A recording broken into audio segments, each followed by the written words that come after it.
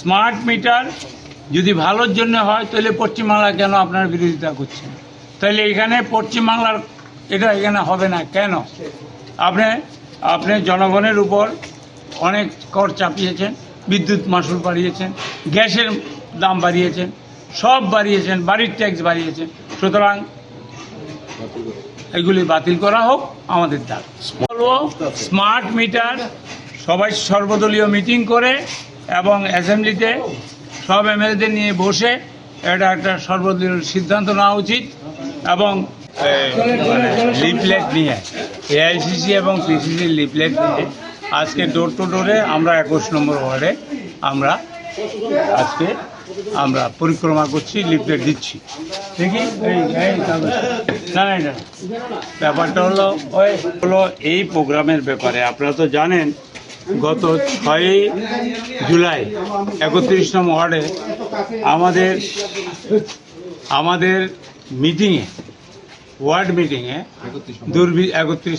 31 নম্বর দুর্বৃত্তরা হামলা করেছে, আমাকে হত্যার হুমকি দিয়েছে। তাই আমরা আজকে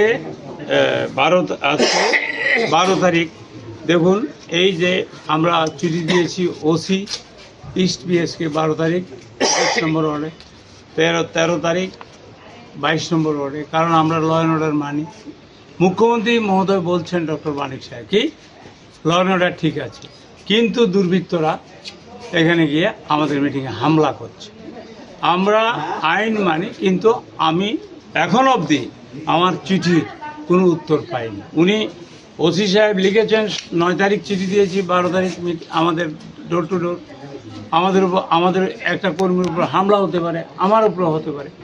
সুতরাং আমি চিঠি দিয়েছি, এটা উনি রেফার করেছে এসডিপিউকে, আমরা এসডিপিউকে কপি দিয়েছি, এই তো সিল আছে এসডিপিউ, কিন্তু টিল নাও আমাকে কোনো কমিউনিকেশন করা হয় নাই, যার জন্য আমার আসতে একটু দেরি হয়েছে। আমি এসপি সাহেবের সঙ্গে কথা বলেছি, এসপি সাহেব বলেছে, এসডিপিও কথা বলেছি, ওসি টেলিফোন ধরে না।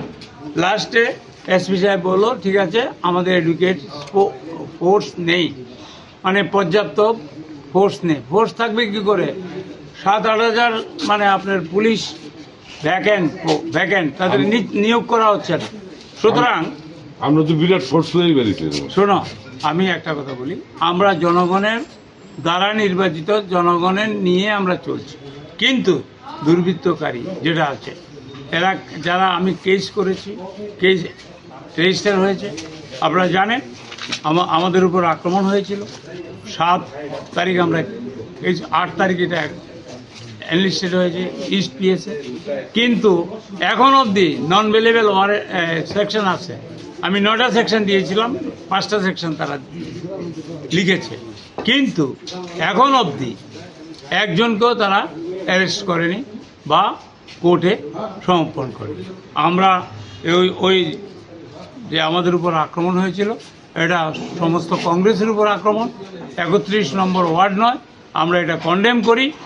এখানের প্রশান্তবাবু আছেন, আমাদের জেনারেল সেক্রেটারি, আমাদের ওয়ার্ড প্রেসিডেন্ট, ওয়ার্কিং প্রেসিডেন্ট আছে, ওয়ার্ড প্রেসিডেন্টরা আছে। আমি যেটা বলছি, আমাদের আজকের প্রোগ্রাম, আমাকে লাস্টলি এসপি সাহেব বললো আজকে এডুকেট ফোর্স নাই, কালকে আপনারটা ঠিক থাকবে এবং এটা একটু ডেফার করে। কিন্তু আমাদের যারা মানে নেতা কর্মীরা আছে ওরা মানতে চায় না, তার জন্য আমি এসছি। মারলে মারবে, কিন্তু মুখ্যমন্ত্রীর কাছে আমার ডিমান্ড এবং রিকোয়েস্ট ডক্টর মানিক স্যারের কাছে। উনি বলেছেন সুশাসন চলছে, কিন্তু আমরা আক্রান্ত হচ্ছি। আর একজন এমপি, সমাজসেবীর থেকে এমপি হয়েছে, বাকিটা বললাম। উনি বলেছেন আমরা নাকি সমাজদ্রোহীকে নিয়ে আমরা ঝুলি। দেখুন তো এখানে কে? প্রশান্ত সেন চৌধুরী কি সমাজদ্রোহী? প্রণব চৌধুরী কি সমাজদ্রোহী? এখানে অঞ্জন বাবু, ওই অঞ্জন, তারপর আমরা কি সমাজদ্রোহী? প্রশান্ত কি সমাজদ্রোহী? আমি আপনাকে বলছি, এই সমাজদ্রোহীরা একজন এমপির সঙ্গে ডাইরেক্ট জড়িত, উঠতে বসতে। It is done by some defeated বিজেপির একজন নেতা, আমি নাম বলছি না, এই 23-এ ডিফিট খেয়ে পাগল হয়ে গেছে, এখন বলছে আমরা সমাজদ্রোহীকে নিয়ে চলছি। আরে যে বলছে সেই তো 1 নম্বর সমাজদ্রোহী।